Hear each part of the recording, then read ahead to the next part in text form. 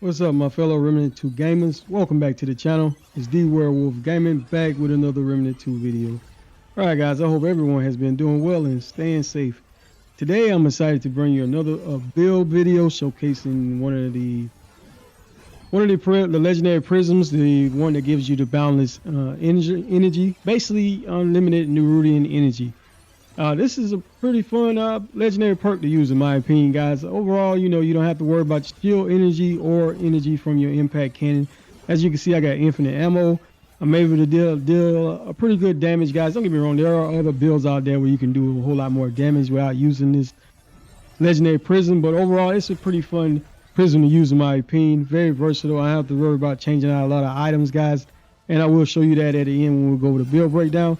So it's just overall, just is a very balanced build in my opinion. Very easy to use if you have all the items, and very fun to use. So with that being said, guys, I want to give a big thank you to everyone that continues to support me on this channel, especially those who always have something positive to say, guys. I really appreciate each and every one of you guys. At the end of the day, this channel has always been about that positivity, guys.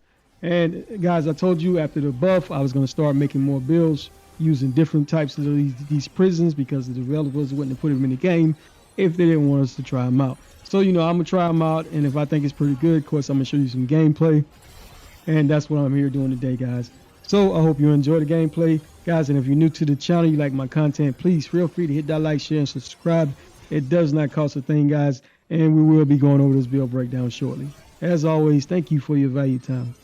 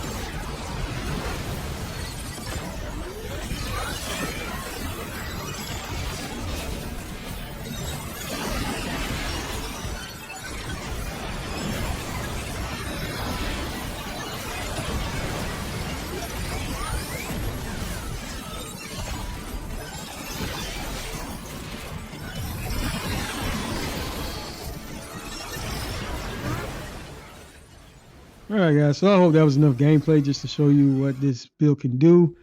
And, the prism isn't overpowered or anything, just overall fun. All right, so now I want to show you a quick glance of how I run this particular setup, guys. One thing I do like to do is I pop this ring right here. And when I put that ring right there on, guys, it allows me to, whenever I use my skills, as you can see, it takes away my health pretty quickly. That way I can get that full great health bonus from the ring and the amulet that I'm using in this particular setup. Because you want that to be, you basically want to get the max amount of benefits when using this great health setup. As you can see, the Wrath of the Damned is one of the rings that I'm using. It increases all damage by 20% and critical chance by 5%. And that's basically when you got a lot of great health. I also got a Bulwark, as you can see, and the Insulator perk is active at all times because you will have that shield up at all times. And the K9 Keepsake Amulet, this increases all damage by 25%, critical chance by 15%, and also critical damage as well. So, but we'll go over that a little bit more. All right, for the skills, guys, I did go with the engineering class, basically, guys, so I can use the engineering heavy cannon, which is great. I like using the impact cannon, guys, but the only downfall is that I got to get better with the aiming with that because I was missing a lot of shots. For some reason, it seems to go through those enemies sometimes. All right, and the drone, guys, just use the shield. That way you can keep the shield up at all times. All right, for your armor, I went pretty heavy on this setup, guys, to get that total damage reduction up as much as I could. Certain setups get you right up to right at about 80%, and you will see when I change out a couple of items that I will get it right up to 79.3. And because this build is very flexible, and and whenever I'm fighting, that ring that I got equipped right here, this ring, the Bitter Momentum, I don't use this ring during the gameplay. I just use it just to be able to get the gray health down pretty quickly. Now the Clay Dry ring would have worked pretty great as well, and getting that total damage reduction down up to 79.3. That was one of the rings that I was using sometimes, guys, and it also gives you a little bit more bulwark as well. And what bulwark does is gives you more damage reduction. And total damage as well is right now 76.5. So that's pretty good. It's almost like I got the brutality prism on, close to that 100%. All right, another ring that would have been real good is this ring right here, guys. Basically gives you haste. And as you can see, it increased my total damage reduction up to 79.3 as well, because it does give you a 1 bulwark as well. So, and overall, it gives me a reduction of 13% damage reduction. So that's just pretty. That's another ring, and for those who aren't familiar, that haste increase the actions of everything you do.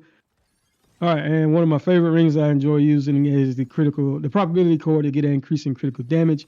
As you can see, when I got it equipped, and I got my rings fully, up to 50, and my amulet up to 10, guys, I will have 105 critical damage.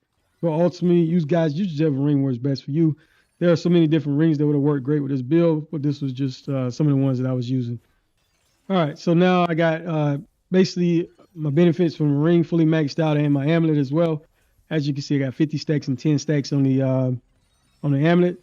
And here's a little bit of damage. Don't get me wrong now. If there are other ways to get more damage, but this right here, I feel was a pretty balanced amount of damage right here, guys. So that showcased me using it with the bulwark. Now I'm a ring with the clay dry ring. Now I'm gonna show you using this same setup using the probability cord. As you can see, I'm doing a little bit more damage right at 7,528. So that's pretty good, guys. So like I say, it really doesn't matter. But it basically boils down if you want more protection or you want to do more damage. You lose a little bit of total damage reduction when you do sacrifice more damage, but overall, that's just it's your choice. All right, reprocess heart. This is great to be able to convert that gray health pretty quickly, guys. All right, and another relic you could easily use was the shielded heart relic, guys. Just give yourself a little bit more protection. Grants a shield based on the amount of health that you have. So ultimately, those would be the two relics that I would recommend. All right, the coach gun, guys. As you see, I rarely use this, but it was sometimes I did use it to speed up the fight a little bit, and I did pair it with the corrosive rounds. And of course, the insulator, guys, to be able to get a shield from that and to keep that critical hit, range critical hit chance increased by 10% at all times. Whenever I did decide to use this particular this long gun. And as you can see, that insulator perk stays active their entire time. All right, your melee weapon didn't really matter, guys, or your handgun did not matter either. I did have the corrupted ruin pistol, basically to get that increase in weak spot damage whenever those echoes fall on the ground. And I did pair it with faded wounds, guys, to be able to apply a little bit of corrosive damage to debuff those enemies.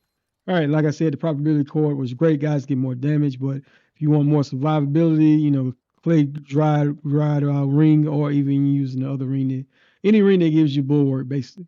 All right, the Ring of Omens was great. To make this build feel pretty good, guys, is the Ring of Omens that gives you the Misty Step, guys. All right, the Ring of Damn, this increases all damage by 0.4% for every 1% gray health, max of 50. With a crit chance of 5%. As you can see, I got that maxed out, guys. And when it's maxed out, all damage is increased by 20% and critical hit chance by 5%. Artillery booster ring, actually. This basically heavy weapons deal 10% additional damage and gain 10% additional crit chance in both carry and turret mode. All right, the K9 Keepsake Amulet. This increases all damage by 2.5% and critical chance by 1.5% and critical damage by 1.5% for every 5% of total health present as great health of stack of 10.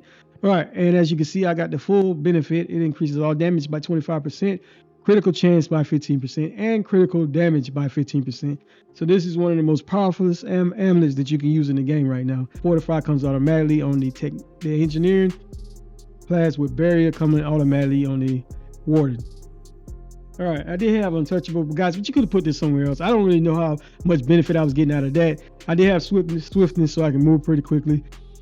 All right, I had 2 points in potency, guys. This increases consumer duration.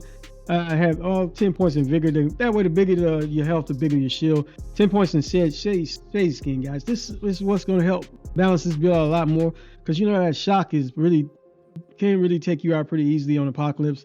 So, you know, to boost that shock resistance a good little bit.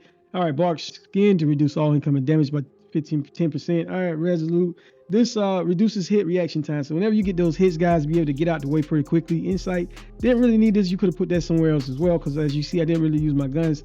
But if it ever came down to it, I wanted to have that mod up at all times. All right, Spirit had 5 points in that. Get mods back. Expertise.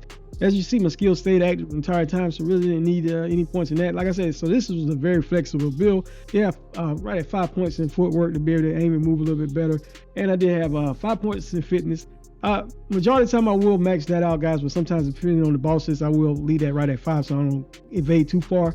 Have 5 points in handling, so whenever I did use the coach gun, you know, it would be pretty smooth since it's a shotgun, like a base gun, and that recoil and sway can be pretty bad. All right, so let's take a look at my fragment. I had skill damage, critical damage, and weak spot damage. And if you don't need that weak spot damage, especially with a boss with a hard to hit weak spot damage, easily put the skill crit chance on.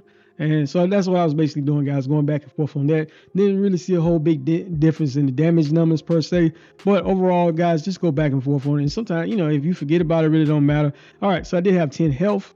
I had meta, which increases weak spot damage and critical damage. Munitions, which increases range crit chance and ammo reserves. Sniper, guys, this increases range damage and weapon ideal. Range damage, guys, that way when I was using my weapons, I can just use that. I did have tank to get a little bit damage reduction and armor bonus. And a balanced energy. Basically, this grants infinite Nerudian energy. This is what allows me to keep to use my basically my impact cannon their entire time infinitely, and also use my drone stay out basically infinitely without worrying about the energy draining. Now there are rings and amulets that does the same thing, such as the ring of ordnance. But you know, I really like this, and I felt this is pretty easy to put together. I didn't really have to worry about changing out a lot of items. Creates a lot of ability, and you can still take these bosses out pretty in a decent amount of time in Apocalypse, guys, without worrying about dying too easy. Like I say, certain bosses will give you trouble, and again with these traits, guys, very flexible. Put these traits points in whichever way, whichever you prefer, whichever works best for you. Like I said, I will play around with this a little bit more, but this is one of my favorite builds to use right now, and I really do enjoy using this great health build. All right, guys, if you like the build, give it a thumbs up. D-Werewolf out.